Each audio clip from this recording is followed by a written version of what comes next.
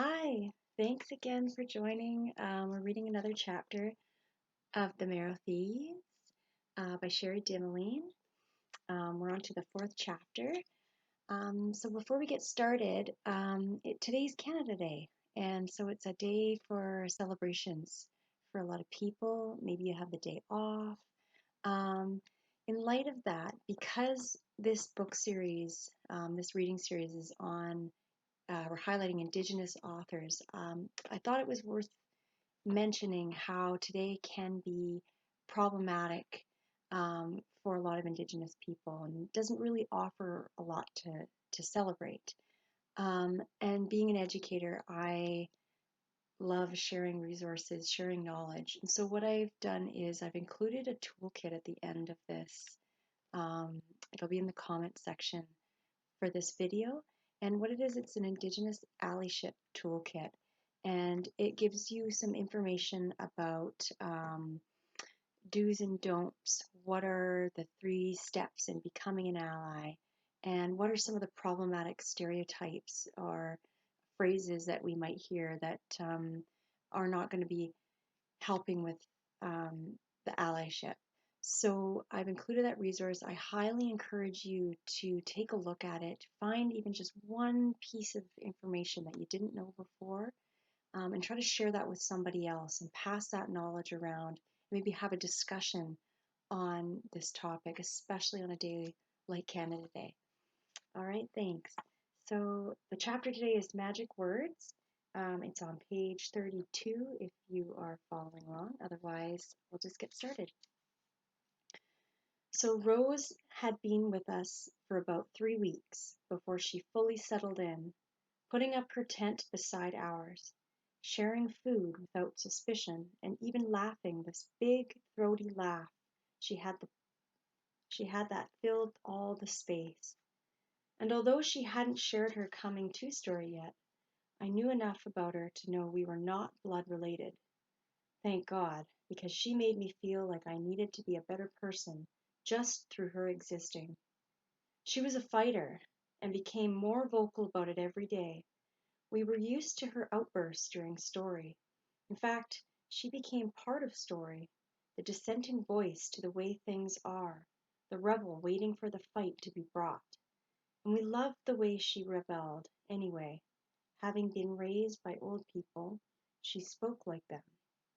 It made us feel surrounded on both ends, like we had a future and a past, all bundled up in her round, dark cheeks and loose curls.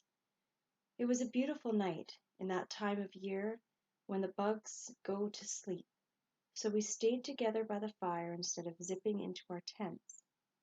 Rose was moody and made a sudden declaration into the quiet. We should go after the government arseholes ourselves. No more running. She threw her hands out. The fire made the shadows of her fingers into a huddle of people against the trees. Old Minerva watched the new shadow people, slowly clapping her hands at their firelight jigging. Mig poked the fire. We've survived this before. We will survive it again. Trust that there is always someone who has taken the greater good as mission. Mig squashed his dying smoke under his heel and stretched out his legs, making a pillow between his head and the log with his hands. Beside him, Minerva was now beginning to snore, her head slumped to his shoulder, a ball of string clutched in her hand.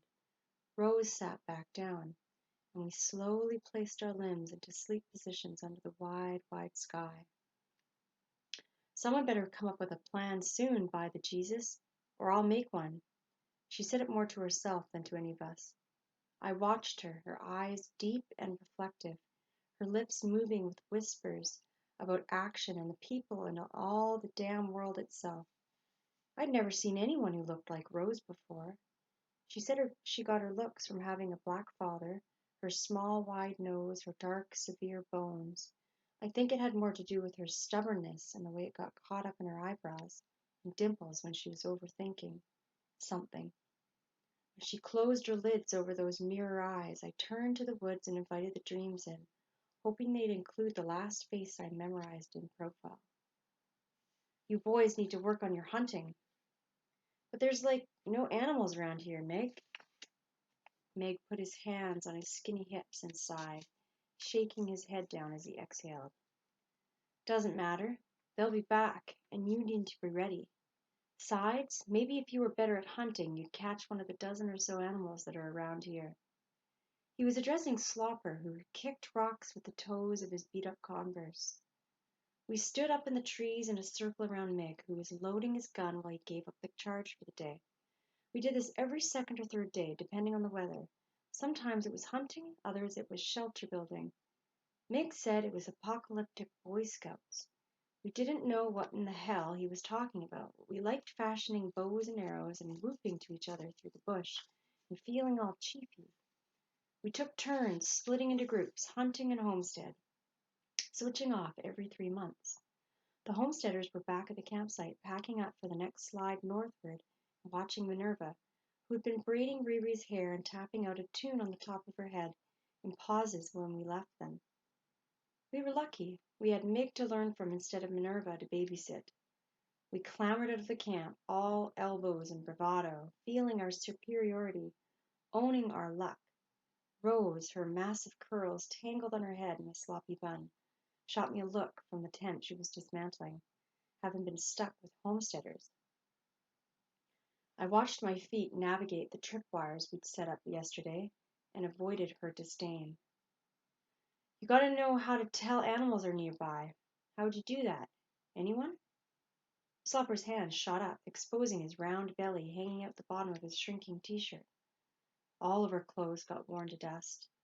It was rare to come across anything out here, and if we did, you had to wear the new boots or old sweater for a few weeks before you forgot a dead man had worn it. I had lucked into a pair of fleece-lined army pants 2 winters past. They had been frozen to a low branch where someone must have left them to dry.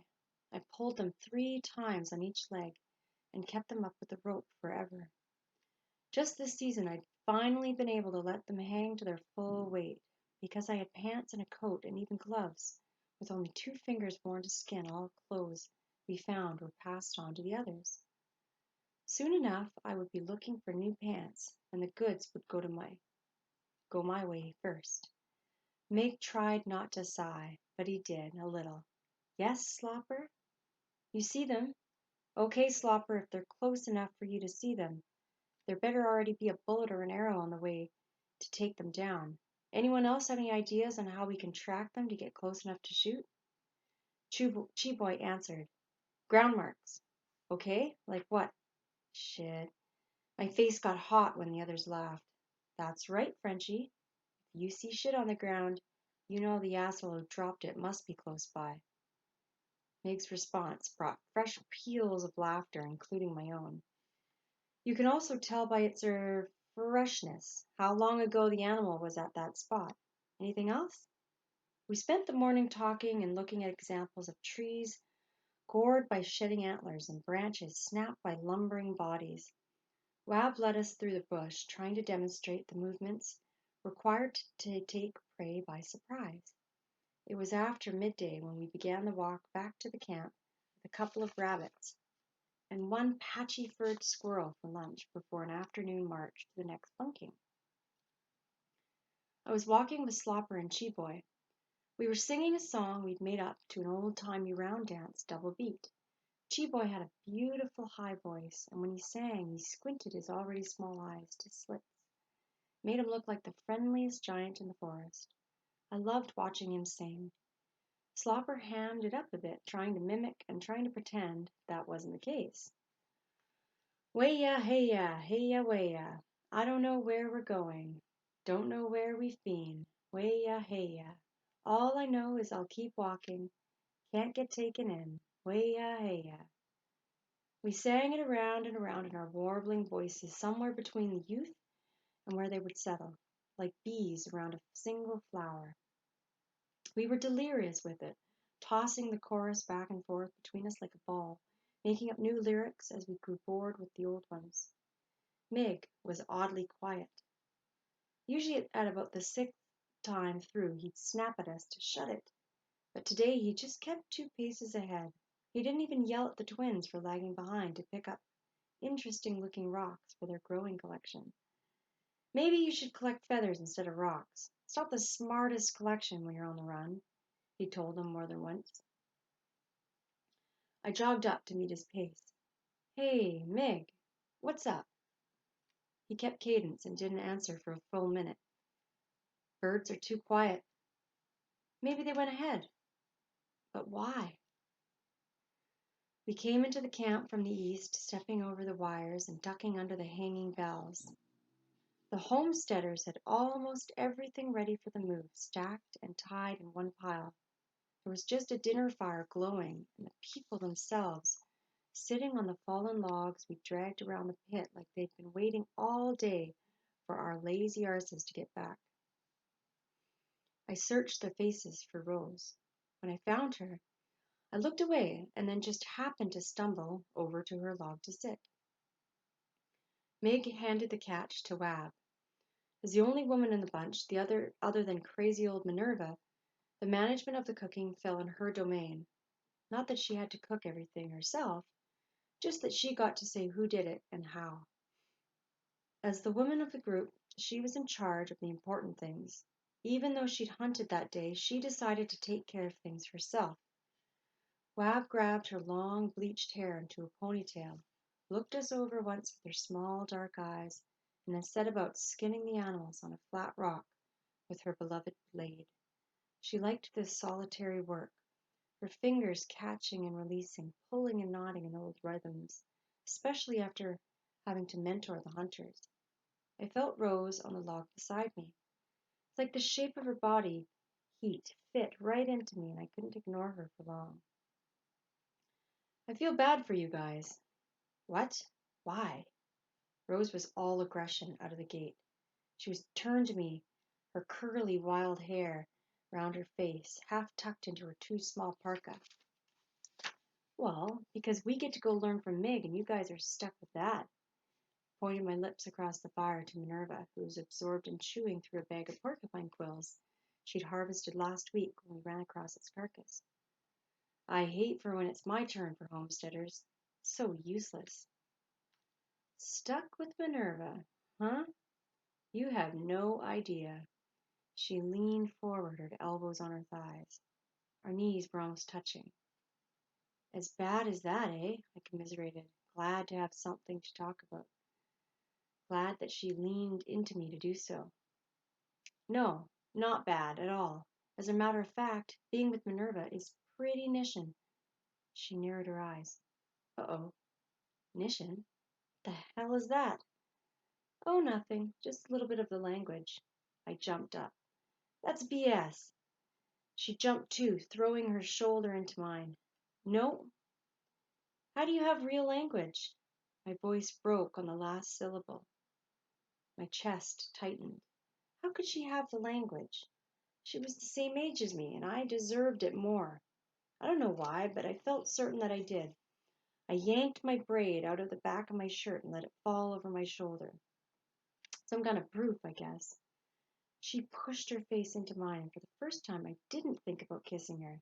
I didn't notice then, but would recall later that she had cut bangs into her hair that day, but they fell a little lower on the left side, and she had to brush them out of her eye. Minerva! Minerva has the language, and us poor guys are stuck with her, so we learn. She used her fingers to put air quotes around poor guys, and she used those same fingers to push me in my chest. I had to turn away. I had to walk out towards the perimeter of the clearing, into the darkness of branches and shadow, because I wasn't sure if I was going to cry or scream, and I didn't want her to witness either. Hey, Frenchie, don't go far there. We need to get some rest now. We're heading out at first light. Meg called me back to the fire. I hunkered down into my sleeping spot as soon as we finished our meal, before even the first stars ripped through the black. Nishan, Nishan, Nishan. I turned the word over my throat like a stone, a prayer I couldn't add breath to, a world I wasn't willing to release. It made my lungs feel heavy, my heart grow light, till the juxtaposition of the two phased into sleep. I couldn't yell. I had no voice to make noise with. All I could do was watch and shake my head from the tree while down below on the overgrown lawn Mitch waved up at me, all happy and carefree. Behind him 6 recruiters crept forward in a semicircle, trapping my brother between them and the dense trees in which I was hiding. I pleaded with him with my eyes. I had to hold on to the trunk with everything I had. I knew that if I didn't, I'd fall and Mitch would be angry. I tried to lift one hand, just one hand, so I could point to the recruiters, now barely 6 feet away. But as soon as I loosed a finger, I started to slide and Mitch's face grew dark. I had to. I just had to. I couldn't let them take him again. I pulled my left hand free and started pointing like crazy. Mitch was upset and he called to me, "No, Frenchie, hold on, for God's sake, hold on, Frenchie. You hear me? French, French." Someone shook me awake with the toe of their boot. "Get up. We gotta go now." I woke up sweating. Ziguan standing over me, his brother Tree slightly behind him. They'd hit a growth spurt this past summer, made their almost consistent silence a little more intimidating. My sleeping bag was wedged between my legs in a sweaty twist of polyester and anxiety. Yeah, okay. I wiped the sweat from my eyes and sat up. Kids were already shouldering in their packs. Meg was pouring water on the pit. I took a piss in the bushes and rolled up my gear fast. "Let's go. We need to make ground today." Meg's eyes were squinty and we moved faster than our usual pace. Minerva and little Riri were relieved of their baggage to give them a bit of an advantage so they could keep up. A 7-year-old and a 1,000-year-old need as much an advantage as they can get, I suppose. We had walked for almost an hour before I felt the last fingers of the dream loosen from my lower back. The sun was warm this morning, even as we edged further north and further into the season. It means good. It was Rose. She'd caught up to me, even with the added weight of Riri's roll attached to her own with a fraying bungee cord. I looked at her, question in my eyes. Nishan. It means good. I kept my eyes on the trail ahead. I didn't mean to, but I said it anyway. So, she said, "if you want to know what Minerva tells us, I'll share." I took 3 strides before I could answer. Okay. Okay? Yeah, okay. She punched my arm. I couldn't help but smile. I wanted to say her name, to feel it rumble past my teeth. Yeah, Rose, that sounds Nishan. Okay, so awesome. Thanks again for joining. Next week we'll be on the next chapter, Haunted in the Bush.